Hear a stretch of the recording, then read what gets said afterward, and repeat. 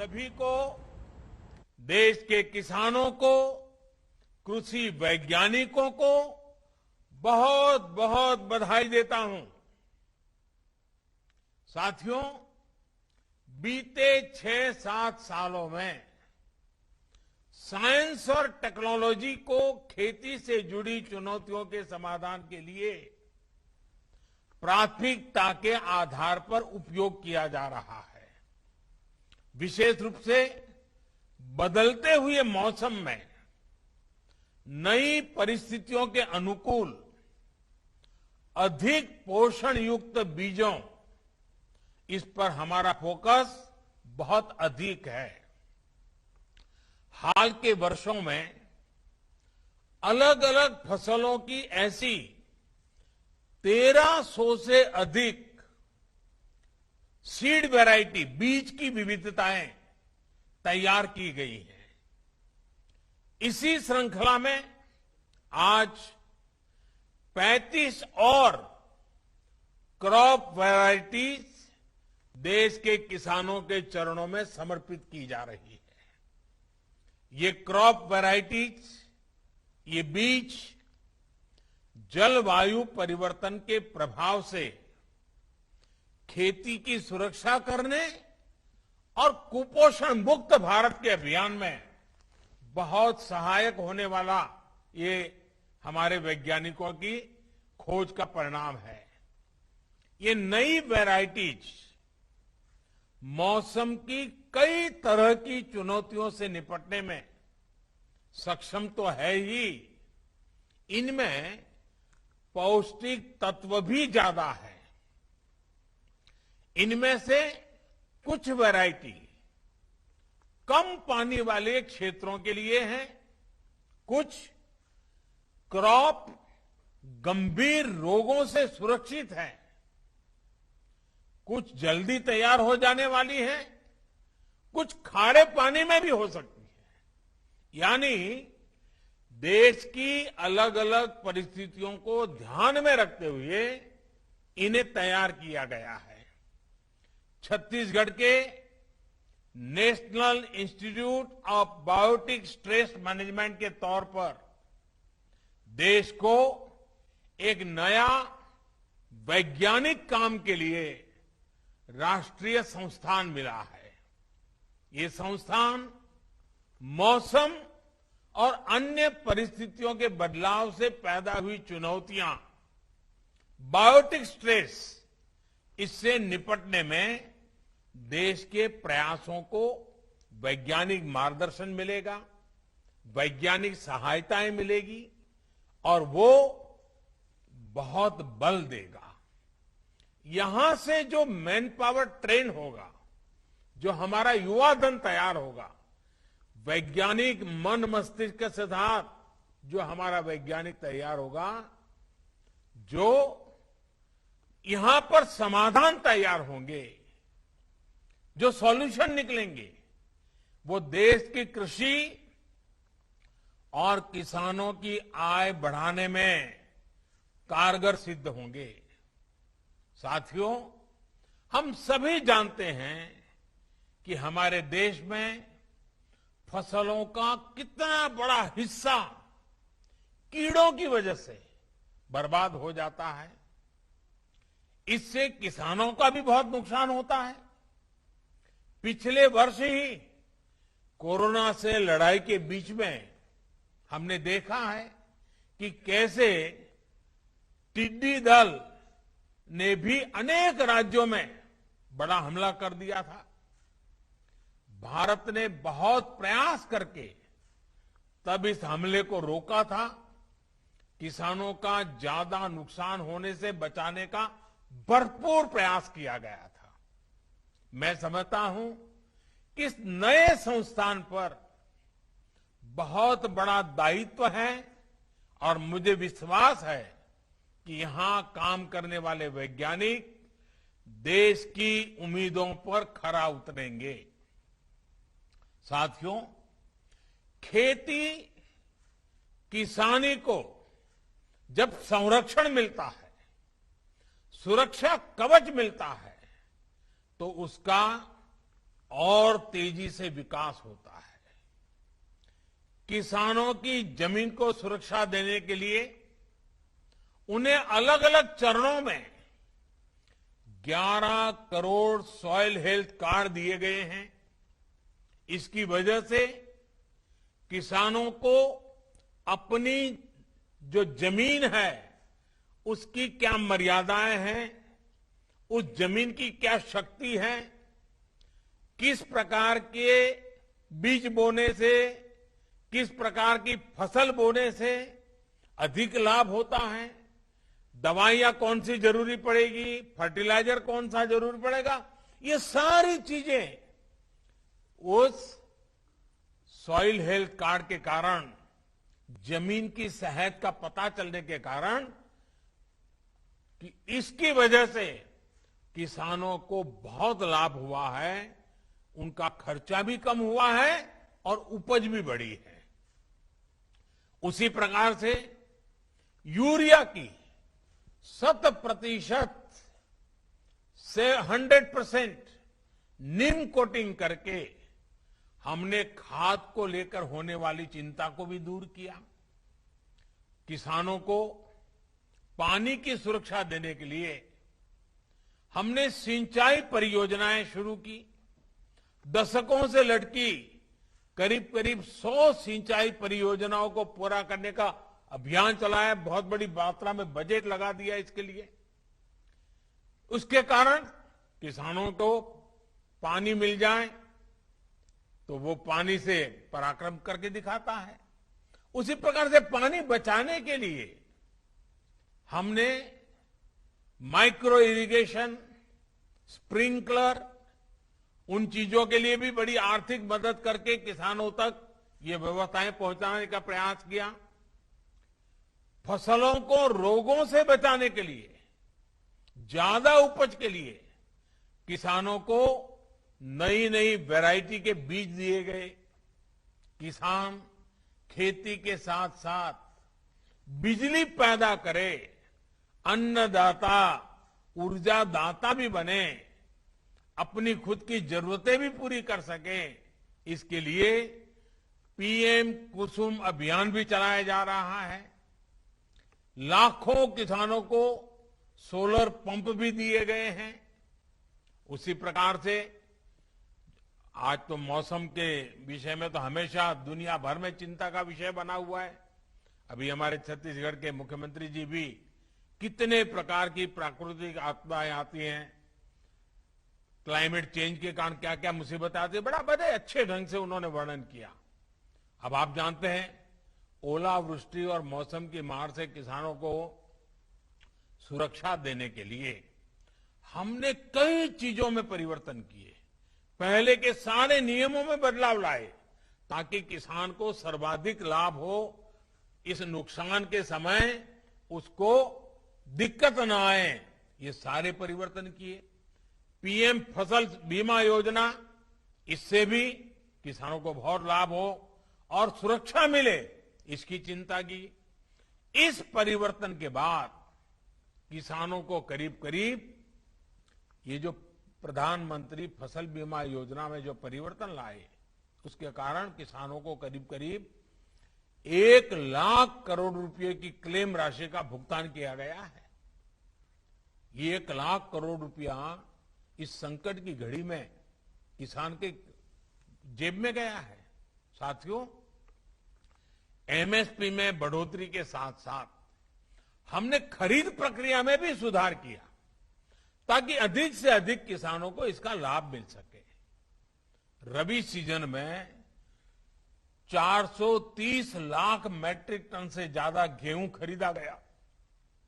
इसके लिए किसानों को 85,000 करोड़ से अधिक का भुगतान किया गया है।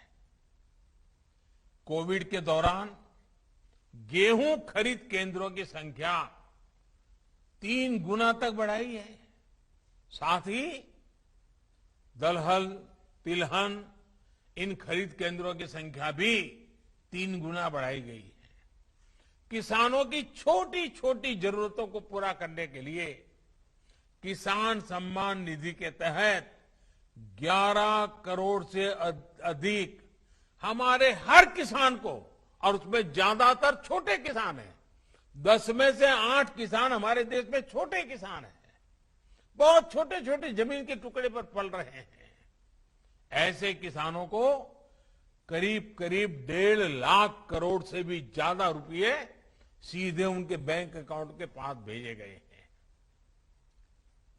इसमें से 1 लाख करोड़ रुपए से अधिक राशि तो इसी कोरोना काल में भेजी गई है। किसानों को टेक्नोलॉजी से जोड़ने के लिए हमने उन्हें बैंकों से मदद की और उस मदद की पूरी प्रक्रिया को बहुत आसान बनाया गया है। आज किसानों को और बेहतर तरीके से मौसम की जानकारी मिल रही है। हाल ही में अभियान चलाकर 2 करोड़ से ज्यादा किसानों को किसान क्रेडिट कार्ड दिए गए हैं। मछली पालन करने वाले और डेयरी सेक्टर से जुड़े किसानों को भी किसान क्रेडिट कार्ड से जोड़ा गया है, केसीसी से जोड़ा गया है। 10,000 से ज्यादा किसान उत्पादक संगठन हो, ई नाम योजना के तहत ज्यादा से ज्यादा कृषि मंडियों को जोड़ना हो, मौजूदा कृषि मंडियों का आधुनिकीकरण हो, ये सारे कार्य तेज गति से किए जा रहे हैं। देश के किसानों और देश की कृषि से जुड़े जो काम बीते 6-7 वर्षों में हुए हैं, उन्होंने आने वाले 25 वर्षों के बड़े राष्ट्रीय संकल्पों की सिद्धि के लिए, क्योंकि 25 साल के बाद हमारा देश आजादी की शताब्दी मनाएगा। आज हम आजादी का अमृत महोत्सव मना रहे हैं, 25 साल के बाद आजादी की शताब्दी मनाएंगे। और इसके लिए इन 25 वर्षों के बड़े राष्ट्रीय संकल्पों की सिद्धि के लिए एक बड़ा मजबूत आधार बना दिया है। बीज से लेकर बाजार तक हुए ये कार्य एक बड़ी आर्थिक ताकत के रूप में भारत की प्रगति की गति को सुनिश्चित करने वाले हैं। साथियों, हम सब जानते हैं कि एग्रीकल्चर एक प्रकार से राज्य का विषय है और इसके विषय में अनेक बार लिखा भी जाता है कि भाई ये तो राज्य का विषय है, भारत सरकार को उसको कुछ नहीं करना चाहिए, ऐसा भी कहा जाता है क्योंकि स्टेट सब्जेक्ट है। और मैं जानता हूं, क्योंकि मुझे भी कई वर्षों तक गुजरात में मुख्यमंत्री के रूप में काम करने का अवसर मिला था। गुजरात का मुख्यमंत्री रहते हुए, क्योंकि राज्य की विशेष जिम्मेवारी है ये मैं जानता था और इस जिम्मेवारी को मुझे निभाना चाहिए, ये मुख्यमंत्री के नाते मैं पूरी कोशिश करता था। गुजरात का मुख्यमंत्री रहते हुए मैंने कृषि व्यवस्था को, कृषि नीतियां और उनके खेती पर प्रभावों को बहुत निकट से अनुभव किया। और अभी हमारे नरेंद्र सिंह जी तोमर मेरे गुजरात के कार्यकाल में क्या मैं काम कर रहा था उसका भी बड़ा वर्णन कर रहे थे। एक समय था जब गुजरात में खेती कुछ फसलों तक ही सीमित थी। गुजरात के एक बड़े हिस्से में पानी के अभाव से किसान खेती छोड़ चुके थे। उस समय एक ही मंत्र को लेकर के हम चले, किसानों को साथ लेकर के चले और मंत्र था स्थिति बदलनी चाहिए, हम मिलकर स्थितियां जरूर बदलेंगे। इसके लिए उस दौर में ही हमने साइंस और आधुनिक टेक्नोलॉजी का व्यापक उपयोग शुरू कर दिया था। आज देश के एग्रीकल्चर और हॉर्टिकल्चर में गुजरात की एक बड़ी हिस्सेदारी है।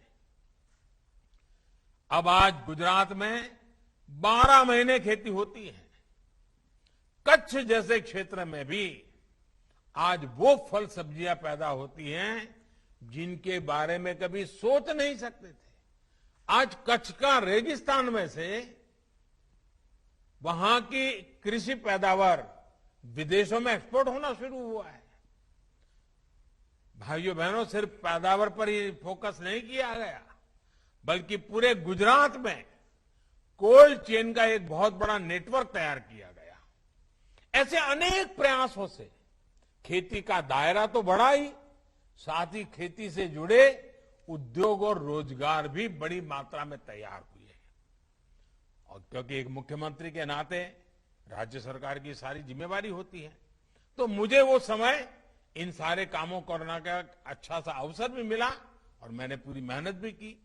भाइयों और बहनों, खेती में हुए ऐसे ही आधुनिक परिवर्तनों को आजादी के इस अमृत काल में और विस्तार देने की जरूरत है। जलवायु परिवर्तन खेती ही नहीं बल्कि हमारे पूरे इकोसिस्टम के लिए बहुत बड़ी चुनौती है। मौसम में बदलाव से हमारा मत्स्य उत्पादन, पशुओं का स्वास्थ्य और उत्पादकता बहुत अधिक प्रभावित होती है। इसका नुकसान किसानों को, मछुआरे साथियों को उठाना पड़ता है। जलवायु परिवर्तन के कारण जो नए प्रकार के कीट, नई बीमारियां, महामारियां आ रही हैं, इससे इंसान और पशुधन के स्वास्थ्य पर भी बहुत बड़ा संकट आ रहा है और फसलें भी प्रभावित हो रही है। इन पहलुओं पर गहन रिसर्च निरंतर जरूरी है। जब साइंस, सरकार और सोसाइटी मिलकर काम करेंगे तो उसके नतीजे और बेहतर आएंगे।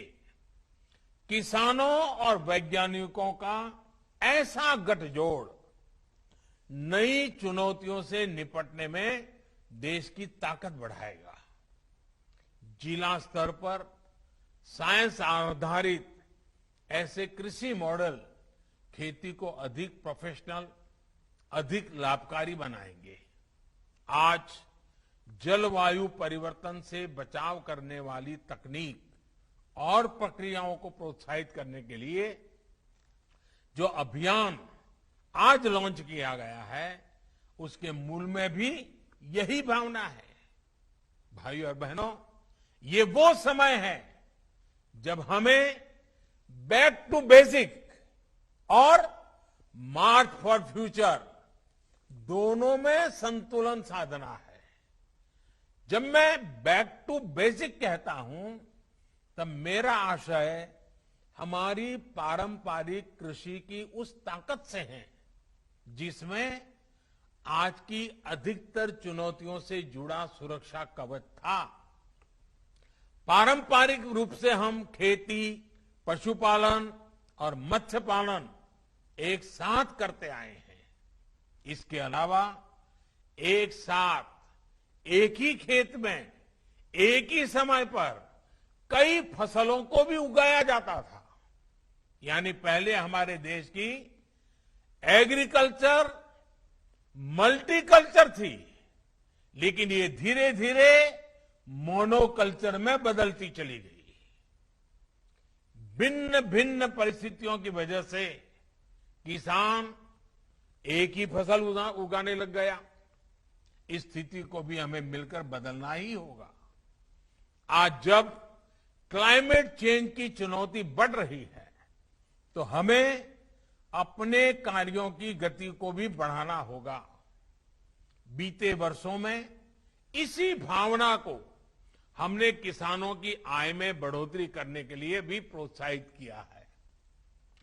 किसान को सिर्फ फसल आधारित इनकम सिस्टम से बाहर निकालकर उन्हें वैल्यू एडिशन और खेती के अन्य विकल्पों के लिए भी प्रेरित किया जा रहा है। और छोटे किसानों को इसकी बहुत जरूरत है और इसलिए हमने पूरा ध्यान 100 में से 80 जो छोटे किसान हैं उन पर लगाना ही है। और हमारे किसानों के लिए इसमें पशुपालन और मत्स्य पालन के साथ साथ मधुमक्खी पालन, खेत में सौर ऊर्जा उत्पादन, कचरे से कंचन यानी इथेनॉल, बायोफ्यूल, ऐसे विकल्प भी किसानों को दिए जा रहे हैं। मुझे खुशी है कि छत्तीसगढ़ समेत देश के किसान इन्हीं तेजी से इन सारी नई नई बातों को अपना रहे हैं। खेती के साथ साथ दो चार और चीजों का विस्तार कर रहे हैं। साथियों, मौसम की स्थानीय परिस्थितियों के अनुसार फसलों का उत्पादन हमारी पारंपरिक कृषि की एक और ताकत है। जहां सूखा रहता है वहां उस प्रकार की फसलों का उत्पादन होता है। जहां बाढ़ रहती है, पानी ज्यादा रहता है, जहां बर्फ रहती है, वहां उस प्रकार की फसलें उगाई जाती हैं। मौसम के हिसाब से उगाई जाने वाली इन फसलों में न्यूट्रिशन वैल्यू भी ज्यादा रहती है।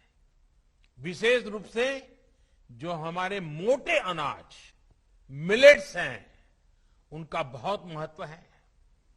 एक्सपर्ट्स कहते हैं कि हमारे स्वास्थ्य को मजबूती देते हैं।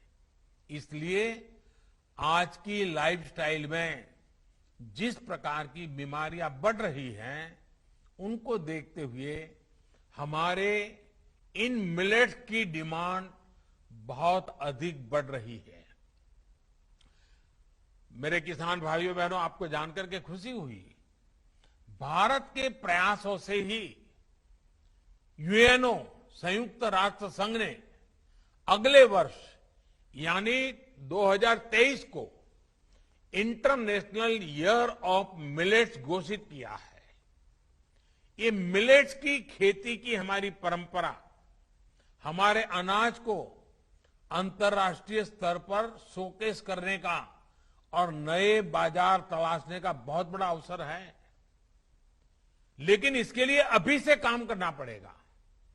आज इस अवसर पर मैं देश के सभी सामाजिक स्वैच्छिक संगठनों से कहूंगा कि मिलेट से जुड़े फूड फेस्टिवल लगाएं। मिलेट में से नई नई फूड वैरायटीज कैसे बने, इसकी स्पर्धाएं करें, क्योंकि 2023 में अगर दुनिया में हमें अपनी बात लेके जाना है तो हमें इस चीजों में नयापन लाना पड़ेगा और लोगों में भी जागरूकता बढ़ाएं। मिलेट से जुड़ी नई वेबसाइट भी बनाई जा सकती है। लोग आए, मिलेट से क्या क्या बन सकता है, क्या कैसे बन सकता है, क्या फायदा हो सकता है, एक जागरूकता का अभियान चल सकता है। मैं मानता हूं कि इसके फायदे क्या होते हैं, इससे जुड़ी रोचक जानकारी हम इस वेबसाइट पर रख सकते हैं ताकि लोग उसके साथ जुड़ सकते हैं। मैं तो सभी राज्यों से भी आग्रह करूंगा कि आपका राज्य का एग्रीकल्चर डिपार्टमेंट, आपकी एग्रीकल्चर यूनिवर्सिटीज, आपके साइंटिस्ट और प्रोग्रेसिव किसान, इनमें से कोई टास्क फोर्स बनाइए और 2023 में जब विश्व मिलेट ईयर मनाता होगा तब भारत को उसे कैसे योगदान करे, भारत कैसे लीड करे, भारत के किसान उसमें कैसे फायदा उठाएं, अभी से उसकी तैयारी करनी चाहिए। साथियों, साइंस और रिसर्च के समाधानों से अब मिलेट्स और अन्य अनाजों को और विकसित करना बहुत जरूरी है। मकसद ये कि देश के अलग अलग हिस्सों में अलग अलग जरूरतों के हिसाब से उन्हें उगाया जा सके। आज जिन क्रॉप्स की वैरायटी लॉन्च हुई है, उनमें इन प्रयासों की झलक भी हमें दिख रही है। मुझे ये भी बताया गया है कि इस समय देश में 150 से अधिक क्लस्टर्स में वहां की परिस्थितियों के मुताबिक कृषि तकनीकों पर प्रयोग चल रहे हैं। साथियों, खेती की जो हमारी पुरातन परंपराएं हैं, उसके साथ साथ मार्च टू फ्यूचर, पहले मैंने कहा बैक टू बेसिक, और फिर इसके साथ जोड़ना है मार्च टू फ्यूचर भी उतना ही आवश्यक है।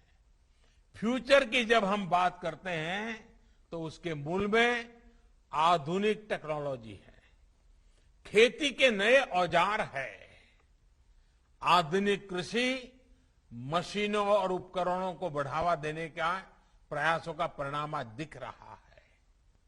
आने वाला समय स्मार्ट मशीनों का है, स्मार्ट उपकरणों का है। देश में पहली बार गांव की प्रॉपर्टी के दस्तावेज तैयार करने में ड्रोन की भूमिका हम देख रहे हैं। अब खेती में भी आधुनिक ड्रोन्स और सेंसर्स के उपयोग को बढ़ाना है।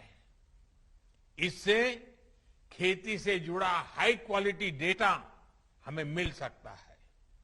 ये खेती की चुनौतियों से जुड़े रियल टाइम समाधान तैयार करने में भी मदद करेगा। हाल में लागू की गई नई ड्रोन नीति इसमें और सहायक सिद्ध होने वाली है। साथियों, बीज से बाजार लेकर के बाजार तक, ये बीज से बाजार तक का जो पूरा इकोसिस्टम है, देश उसे जो तैयार कर रहा है, उसे हमें लगातार आधुनिक बनाते रहना है। इसमें आर्टिफिशियल इंटेलिजेंस, डेटा एनालिटिक्स और ब्लॉकचेन टेक्नोलॉजी डिमांड और सप्लाई, इससे जुड़ी चुनौतियों को दूर करने में बहुत मदद कर सकती है। हमें ऐसे इनोवेशंस, ऐसे स्टार्टअप्स को प्रमोट करना है जो इन तकनीकों को गांव-गांव तक पहुंचा सके। देश का हर किसान, विशेष रूप से छोटा किसान, इन नए उपकरणों, नई टेक्नोलॉजी का उपयोग करेगा तो कृषि सेक्टर में बड़े परिवर्तन आएंगे। किसानों को कम दाम में आधुनिक टेक्नोलॉजी उपलब्ध कराने वाले स्टार्टअप्स के लिए भी ये बेहतरीन अवसर है। मैं देश के युवाओं से इस अवसर का लाभ उठाने का आग्रह करूंगा। साथियों, आजादी के इस अमृत काल में हमें कृषि से जुड़े आधुनिक विज्ञान को गांव-गांव, घर-घर तक पहुंचाना है। नई राष्ट्रीय शिक्षा नीति में इसके लिए कुछ बड़े कदम उठाए गए हैं।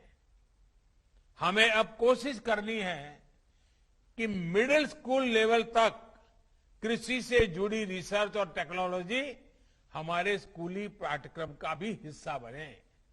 स्कूलों के स्तर पर ही हमारे विद्यार्थियों के पास ये विकल्प हो कि वो कृषि को कैरियर के रूप में चुनने के लिए खुद को तैयार कर सके। साथियों, आज जो अभियान हमने शुरू किया है, इसको जन आंदोलन में बदलने के लिए हम सभी को अपनी भागीदारी सुनिश्चित करनी है। देश को कुपोषण से मुक्ति देने के लिए जो अभियान चल रहा है, राष्ट्रीय पोषण मिशन को भी ये अभियान सशक्त करेगा। अब तो सरकार ने ये भी फैसला लिया है कि सरकारी योजना के तहत गरीबों को स्कूलों में बच्चों को फोर्टिफाइड चावल ही दिया जाएगा। हाल में ही मैंने अपने ओलंपिक चैंपियन से कुपोषण को लेकर जागरूकता बढ़ाने के लिए हर एक खिलाड़ी से मैंने आग्रह किया था कि आप कम से कम आने वाले 1-2 साल में कम से कम 75 स्कूलों में जाने का आग्रह रखें। वहां विद्यार्थियों से पोषण के संबंध में बातें करें, खेलकूद के संबंध में बातें करें, फिजिकल एक्सरसाइज के संबंध में बातें करें। आज मैं सभी शिक्षाविदों, सभी कृषि वैज्ञानिकों, सभी संस्थानों को कहूंगा कि आप भी आजादी के अमृत महोत्सव के लिए अपने लक्ष्य तय करें। 75 दिन का अभियान उठा ले कोई, 75 गांवों को गोद लेकर के परिवर्तन का अभियान उठा ले, 75 स्कूलों को जागरूक करके हर एक स्कूल को कोई काम में लगा दे। ऐसा एक अभियान अगर देश के हर जिले में अपने स्तर पर भी और संस्थानों के स्तर पर भी चलाया जा सकता है। इसमें नई फसलों, फोर्टिफाइड बीजों, जलवायु परिवर्तन से बचाव को लेकर किसानों को जानकारी दी जा सकती है। मुझे विश्वास है कि हम सबका प्रयास, ये सबका प्रयास बहुत महत्वपूर्ण है। हम सबका प्रयास मौसम के बदलाव से देश की खेती को बचाएगा, किसान की समृद्धि और देश के स्वास्थ्य की सुरक्षा भी सुनिश्चित करेगा। एक बार फिर सभी किसान साथियों को नई क्रॉप वैरायटी और नए राष्ट्रीय रिसर्च संस्थान के लिए मेरी तरफ से बहुत बहुत बधाई।